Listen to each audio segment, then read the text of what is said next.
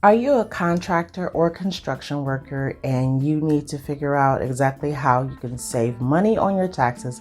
Then go ahead and keep watching because I'm going to bring you 10 different ways that you can save money on your taxes this year.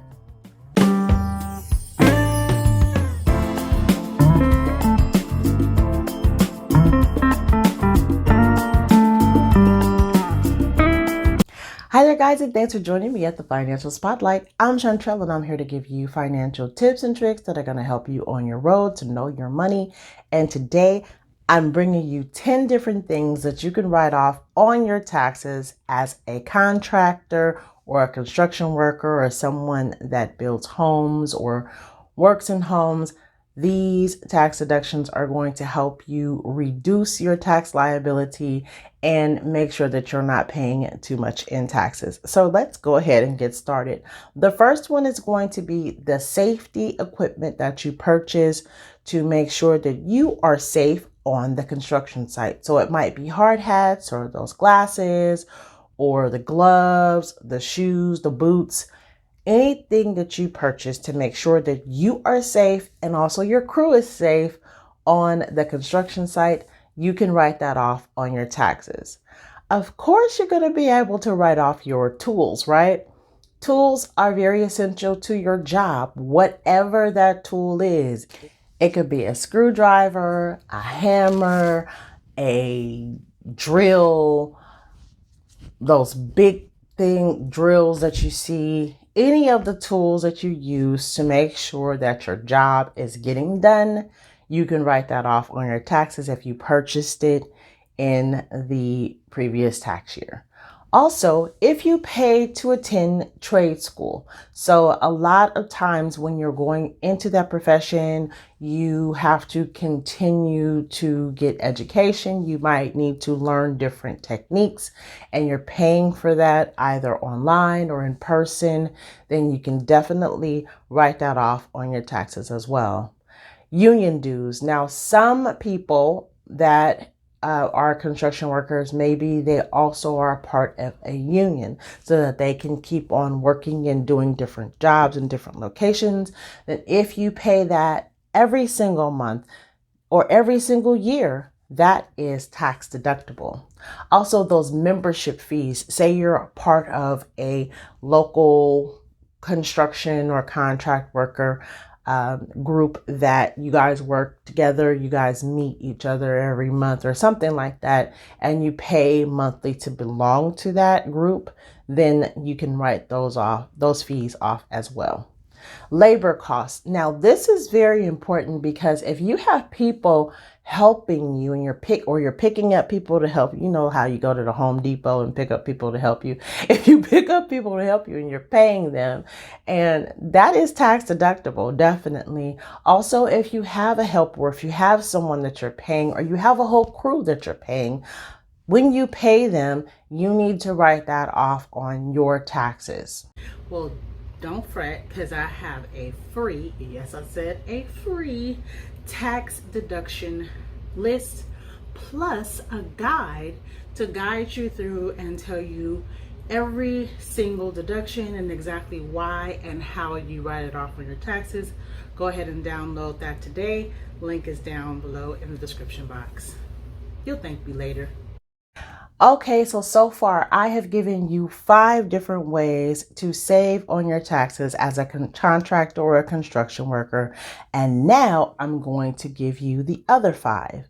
The next fee would be legal fees. So legal fees are essential when you have to pay a lawyer. If you're paying that every month, maybe you need them to look over contracts for you to make sure that they are copacetic, or maybe you need them to negotiate something for you with a firm or an organization. You need to definitely write the payments that you pay to the lawyer or to a paralegal or whoever off on you.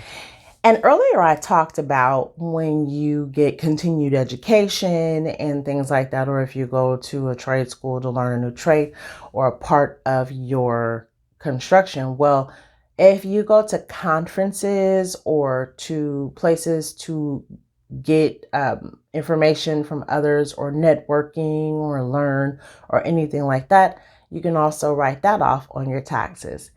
And then we're going to always bring up the cell phone. So a lot of times you use your cell phone, especially these days, to contact your customers or your clients, and also for them to contact you. You might use it for advertising. You might use it to keep up with your appointments and your scheduling. You might even use it to let your clients pay you through the apps and everything on your phone. Well, then you definitely need to write off your cell phone usage and or the actual cell phone. If you purchased it in the previous year, write that cell phone off on your taxes. And then if you didn't purchase it in the previous year and you did it before and you didn't appreciate it, make sure that you have your tax person take off or depreciate your cell phone on your taxes, and make sure that they know that you have cell phone usage and that you are also going to write that off on your taxes.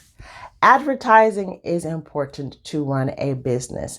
Whether you are marketing, whether you are doing the whole handing out flyers or business cards, or you run an ad in a paper, or you have ads on the internet, or if you are marketing through your social media account, or you're paying someone to do it for you. However you're doing it, whatever you're doing, it's all advertising and it's all an advertising cost. And you definitely need to write that off on your taxes, because that is how you are helping your business sustain. You're not just finding clients here and there, you're marketing, you're advertising, you're getting the word out to make sure that you get clients to come and want to work with you. And then lastly, we're going to talk about your vehicle. Now, a lot of times you buy new construction trucks. There are huge trucks that people buy. They also buy those like trailer hitches and things to go along and haul things. Or you might have to rent a vehicle. Say you're renting something to haul something, or renting a truck or something to haul things from one location to another.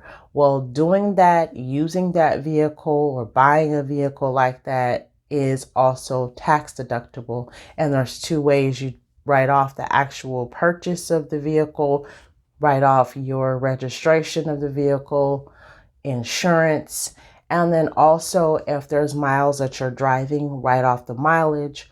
Or if you have to repair the vehicle or anything like that, write that off. I have talked about this many times. Make sure you have your mileage tracker. That mileage tracker is linked in the description box, and it's going to help you keep track of your miles. And you need to make sure that you have all of your ducks in a row, everything in order: receipts, invoices, anything that can show that you made these payments and you also and you paid money out for these expenses. Anything like that to show that. You need to keep track of that. Hey, have you had a chance to join the family yet? If not, go ahead and click the subscribe button and join the family today. And also turn on those notifications so that you can know exactly when we're going to post here on the Financial Spotlight channel. All those juicy financial tips and tricks for you. We'd love to have you. Anything like that, you need to keep track of it. So I hope that this information has helped you.